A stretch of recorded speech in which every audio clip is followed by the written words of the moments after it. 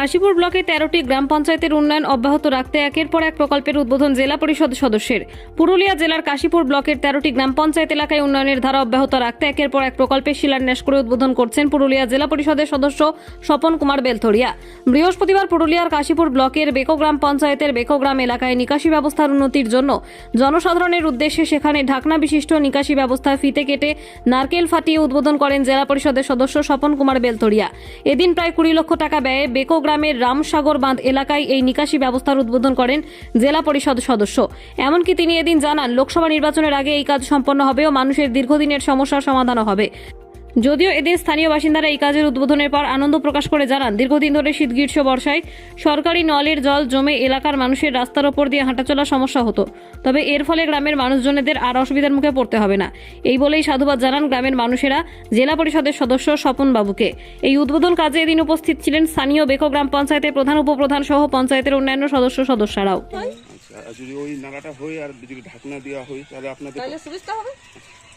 সুবিধা হবে আমাদের। কি কি সুবিধা হবে? সুবিধা অনেক, যাতায়াতের সুবিধা সবই হবে। এতদিন কি অসুবিধায় ভোগ করছিল? এতদিন তো রাস্তাটা পুরো কেচকেচে হয়ে যায়। কি কারণে? এই জলের এসেছে, ওই টাইম কলের জলটা যেটা সেটা অপব্যয় খরচা হয়, সেই জলটাতে রাস্তাটা খারাপ হয়।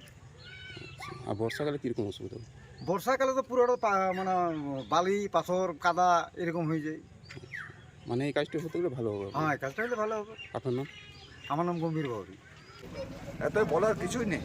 আমরা চাই, মাননীয় মুখ্যমন্ত্রী চাই, মমতা বন্দ্যোপাধ্যায় চাই, যে চতুর্দিকে মানুষ যেন সুস্থ স্বাস্থ্য, খাদ্য, বাসস্থান সবটাই যেন বজায় থাকে, শিক্ষা থেকে শুরু করে সেই মোতাবেক তার আদর্শে আদর্শিত হয়ে আমরা যে জায়গায় যেটা দরকার প্রয়োজন মোতাবেক আমাদের বাংলার তো কেন্দ্রীয় বঞ্চনা তো আপনারা সকলেই জানেন, যে কেন্দ্র যে বাংলাকে বঞ্চনা করছে, সেই বঞ্চনার মধ্য দিয়ে আমাদের মুখ্যমন্ত্রী মাননীয় বিভিন্ন জায়গায় বিভিন্ন রকম কাজ।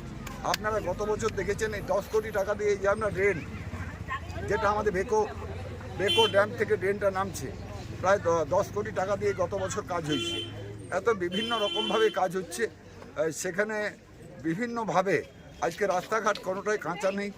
আমাদের যেটুকু একটু আছে অসুবিধা, এই বেকো অঞ্চলের হসপিটাল, সেটাও কিন্তু আমরা এরপর সেটাকেও নজর দেবো বা সেটাও দেখব, সেটাও যত তড়িঘড়ি মানুষের জন্য সুবিধা করা যায় সেটা আমরা অবশ্যই আমাদের নজরে আছি। বলছিলাম স্যার, 1-2 দিনের মধ্যেই তো নির্বাচন ডেট ঘোষণা হয়ে যাবে, তার আগে এই তড়িঘড়ি এই ধরনের পদক্ষেপ? না, তড়িঘড়ি পদক্ষেপ না, নির্বাচনের পরে হলেও হবে, কিন্তু দেখা যায় যে নির্বাচন ঘোষণা হয়ে গেলে যদি কাজটা শুরু না হয় তাহলে 2 মাস কাজটা, প্রায় যতদিন না নির্বাচন কাউন্টিং হচ্ছে, যতদিন না নির্বাচন কমিশন নির্বাচন শেষ ঘোষণা করছেন, ততদিন কিন্তু আর কাজটা হবে না।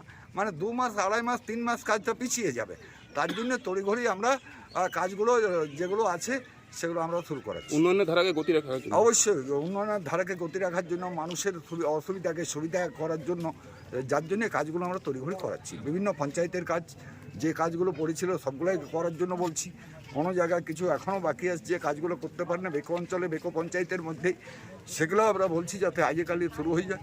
কারণ 2-1 দিনের মধ্যে নির্বাচন ঘোষণা হয়ে গেলে তখন অসুবিধা হবে, নির্বাচন না পেরোলে কাজ কিন্তু করা যাবে না।